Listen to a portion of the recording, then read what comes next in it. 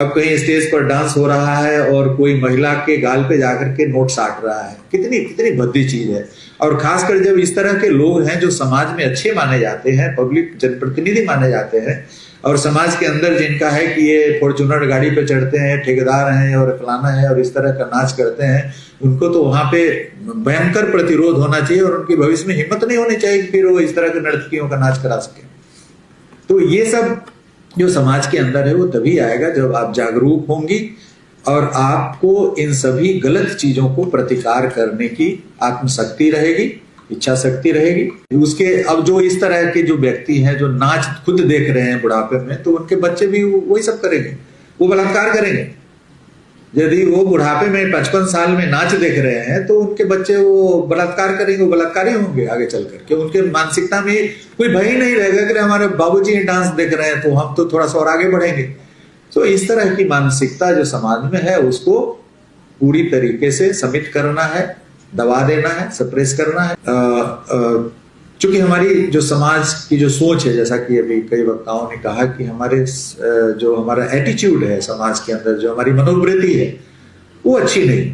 अभी आप देख रहे होंगे सोशल मीडिया पे कि कोई भी ऐसा ओकेजन है, शादी ब्याह, तिलक, इवन तिलक के अवसर पर मैंने देखा अभी औरंगाबाद में एक घटना तिलक के अवसर हुई कि तिलक में नाच हो रहा है और बड़ा ही वल्गर सॉन्ग्स हो रहा है और बुजुर्ग लोग भी हैं, बच्चे लोग भी हैं। क्या संस्कार हम दे रहे हैं अपने बच्चों को? ये बुजुर्ग लोग और बच्चे लोग वहां पे डांस देख रहे हैं और एक मतलब एक विद्रूपता के साथ इस तरीके से हम व्यवहार कर रहे हैं। तो इन सभी चीजों का प्रतिकार होना चाहिए हमारे समाज में। जो वहां पर महिलाएं हैं, जिस गांव में इस तरह का डांस हो रहा है, आई थिंक महिलाओं को बाहर आना चाहिए भारी संख्या में, उसको बंद करा देना चाहिए। ये सब हम नहीं टॉलरेट करेंगे, बिकॉज आप टॉलरेट करती हैं। जैसा कि अभी हरप्रीत ने कहा है कि गांव में होता था कि नहीं नहीं नहीं ये तो मेल बिहेवियर इसी तरह का है, ये तो सनातन से ऐसे ही बिहेव करते रहे हैं, इसलिए we should keep tolerating it. ऐसा नहीं होना चाहिए। यदि आप कहीं देख रही हैं कि महिलाओं के सम्मान के साथ खिलवाड़ किया जा रहा है, तो जो हमारे एनजीओज हैं, गैर सरकारी संस्थाएं, वो सभी काम कर रही हैं। लेकिन ये सिर्फ गैर सरकारी संस्था का कार्य नहीं है, एक पुलिस का काम नहीं है, सिर्फ सरकारी संस्थाओं का काम नहीं है। जितने सारे हितधारक हैं सबको एक साथ कदम से कदम मिलाकर, कंधे से कंधे मिलाकर जब हम आगे बढ़ेंगे तभी ये समाज से इन चीजों का सफाया होगा।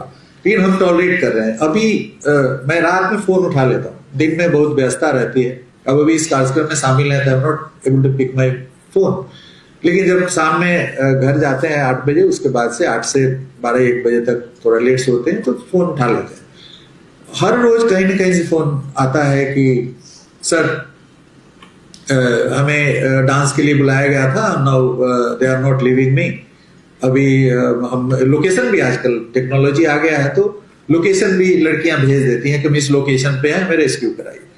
इधर 2-3 सप्ताह में मुझे लगता है कि 8-10 ऐसे मामले हमारे पास आए और पुलिस ने इमीडिएटली रिस्पॉन्ड किया। बगहा में कई सारे जिलों में मैंने देखा, नेपाल की लड़कियां आई हुई थी और वो किसी न किसी कार्य के लिए, नेक कार्य के लिए उनको प्रलोभन देकर के बुलाया जाता है और उसके बाद they are pushed into the flesh trade. तो ये सब चीजें जो हो रही है हमारे आंखों के सामने, ऐसा नहीं कि जहां पे ये कार्य हो रहा है वहां महिलाएं नहीं है, महिलाएं पूर्ण रूप से चतुर्दिक आच्छादित हैं उस जगह पे, चारों तरफ बड़ा संख्या में। लेकिन वही है कि प्रतिरोध की प्रवृत्ति नहीं है, प्रतिरोध करने की इच्छा शक्ति नहीं है। तो एक विल पावर होना चाहिए आप में कि कहीं पे भी यदि गलत हो रहा है तो हम उसका प्रतिकार करें।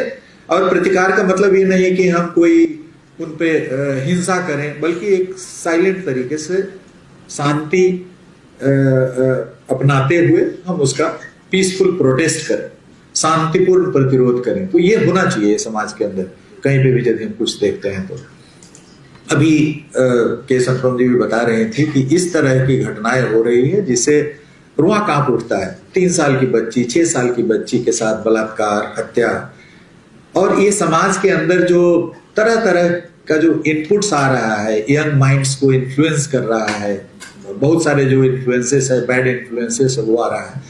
तो पेरेंटिंग एक बड़ा मुश्किल कार्य है। एज पेरेंट्स आपको एकदम अहरनिश ध्यान रखना है अपने बच्चों पे कि हमारा बच्चा किस दिशा में प्रवृत्त हो रहा है, किस दिशा में बढ़ रहा है, आगे बढ़ रहा है। ठीक है, एक हाथ में मोबाइल आ गया है, मोबाइल के अंदर हर चीज है, गलत चीजें हैं, अच्छी चीजें हैं, हर तरह की चीजें। तो बच्चों का मोबाइल से का एक्सेस होना चाहिए, पहुंच होनी चाहिए बच्चों की, लेकिन उसको एक लिमिटेड एक्सेस होना चाहिए। यदि उसको कुछ पढ़ना है, माता पिता यदि सामने में बैठे हुए हैं, ठीक है, मोबाइल का यूज करें, लेकिन अब मोबाइल हम बच्चों को दे दिए, अब वो पोर्नोग्राफिक लिटरेचर और ये सब करके, वो एक छोटा सा बच्चा है, वो अपने दिमाग को पूरी तरीके से विषाक्त कर रहा है। तो इन सभी चीजों पे हमें पेरेंट्स को देखना पड़ेगा कि जो हमारे बच्चे का सोशलाइजेशन हो रहा है, समाजीकरण हो रहा है, राइट सिंस द बिगिनिंग, वो उच्च कोटि का हो, गुणवत्तापूर्ण हो। हम व्यस्त हैं, हम अपने कार्य पे लगे हुए हैं,